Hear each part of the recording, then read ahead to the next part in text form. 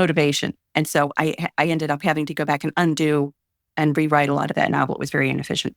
And so what I started doing was framing out the story so that I would do exactly what you're saying, except from a fictional point of view. My version of this would be Lizzie meets up with two of her allies and discusses the issue that they're facing. That's going to be a chapter eventually. And then the next one is Lizzie returns home to where she's living with her godfather and his housekeeper. That's all I would say for another chapter. And I would just keep going through and fleshing it out. And eventually I would just start writing the actual manuscript.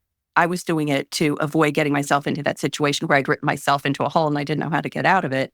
But I think it's the same thing. If you know that at some point in your novel, you're going to have a big shootout in the empty movie theater, then just write down big shootout in empty movie theater as a way of getting past the blank page, exactly as you're saying. Exactly. Right.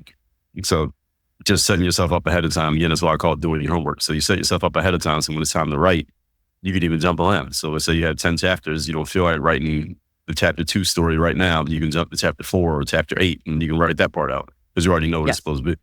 Yeah, I totally do that.